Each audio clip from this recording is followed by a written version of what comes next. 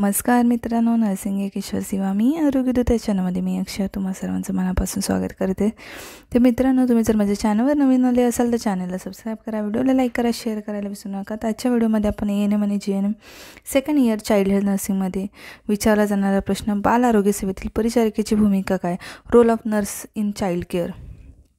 तर आपण बघूया.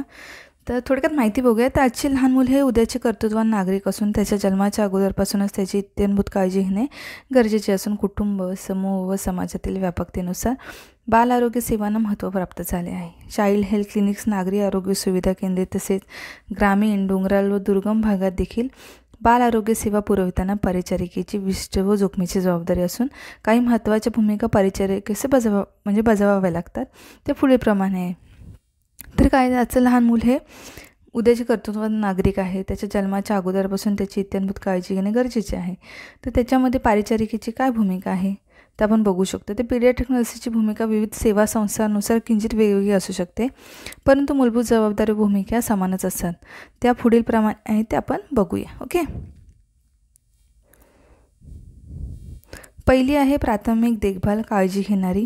तर पीडियाट्रिक नर्स प्रामुख्याने प्रतिबंधात्मक, संवर्धनात्मक, उपचारात्मक तसेच पुनर्वसन सेवा इत्यादी मूलभूत सेवा पुरवत असते. तर कुठली प्राथमिक देखभाल म्हणजे काळजी घेणारी, प्रायमरी केअर गिव्हर. म्हणजे पीडियाट्रिक नर्स प्रामुख्याने प्रतिबंधात्मक, संवर्धनात्मक, उपचारात्मक तसेच पुनर्वसन सेवा, रिहॅबिलिटेशन इत्यादी मूलभूत सेवा पुरवत असते.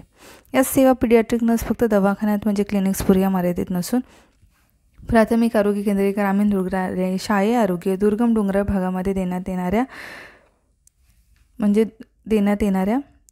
डोंगराळ भागामध्ये देण्यात येणाऱ्या हॉस्पिटलमध्ये आजारी बालकांची काळजी घेताना comfort feeding, bath, medication, safety इत्यादींचा समावेश होतो. तसेच समूहामध्ये community health setup, health assessment, school health, immunisation, primary health care, referral सर्व्हिसेसचा समावेश होतो.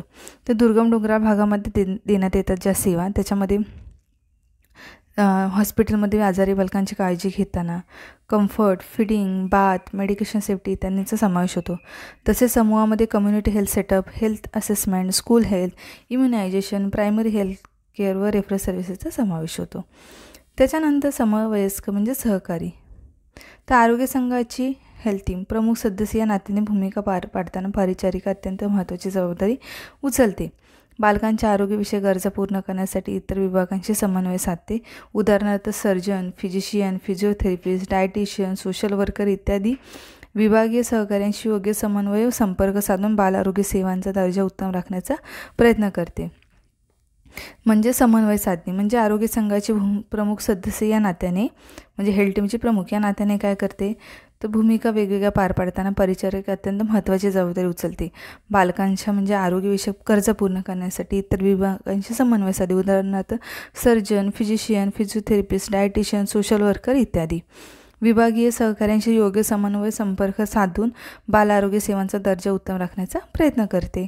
त्याच्यानंतर सल्लागार पण असते परिचारिका. बाल आरोग्य परिचारिकेची भूमिका पार पाडत असताना पालक इतर नातेवाईक बालकांच्या वाढविकासात तसेच आजारांपासून संरक्षण कसे करायचे व त्याबद्दल परिचारिका वैयक्तिक पातळीवर सल्लागाराची भूमिका बजावते. बाल आरोग्य परिचारिकेची भूमिका पार पाडत असताना पालक तसेच इतर नातेवाईक बालकांचा वाढ व विकास तसे आजारापासून संरक्षण कसे करायचे याबद्दल परिचारिका वैयक्तिक पातळीवर सल्लागाराची भूमिका बजावते. अशा बऱ्याच भूमिका आपली बाल आरोग्य परिचारिका निभावत असते. तर तुम्हाला अजून काही मुद्दे असतील तर ह्याच्यामध्ये ॲड करू शकता. अशा प्रकारे तुम्ही ह्या नोट्स लिहू शकता. तुम्हाला 5 मार्काला हा प्रश्न विचारला जातो. तुम्हाला काय माहीत असेल, तुमच्या नर्सिंग ट्युटरने सांगितलं असेल, तुमच्याकडे नोट्स असतील त्याही तुम्ही फॉलो करा आणि अशा प्रकारे तुम्हाला लिहायचं आहे. तर आपण भेटू लवकरच पुढच्या व्हिडिओमध्ये. तोपर्यंत हे सगळं लिहायचं आहे तुम्हाला. तोपर्यंत काळजी घ्यायची आहे, मस्त राहायचं, अभ्यास करायचा आहे, कारण एक 4-5 महिन्यानंतर तुमची एक्झाम असणार आहे. ठीक आहे. तर स्टडी आता करायचं आहे म्हणजे लवकरात लवकर तुम्हाला स्टडी आता केलं तर मग नंतर एंडिंगला टफ जात नाही. तर मग एक्झाम आल्यावरती सगळं स्टडी करायला घेतल्यावरती गोंधळ उडून जातो. तर अशा प्रकारे भेटूया आपण पुढच्या व्हिडिओमध्ये. तोपर्यंत धन्यवाद.